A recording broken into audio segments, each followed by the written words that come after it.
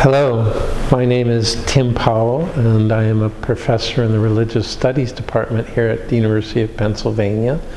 My specialization is Native American spirituality, and so this spring I was teaching a course called Spirituality in the Age of Global Warming, and we were contacted by the Monument Lab who asked if we would be interested in designing a monument.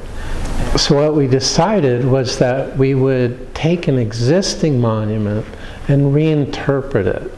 The monument that we chose is what's called the Indian statue, which is in the Wissahickon Gorge of Fairmount Park.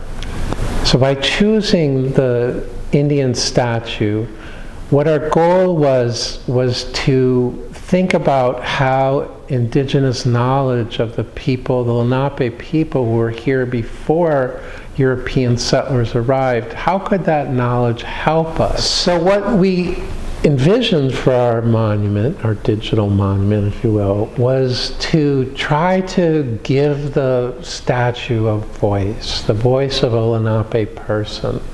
And so we were fortunate to be able to get in contact with Kurtis Zuniga, who is an enrolled member of the Delaware tribe in Oklahoma.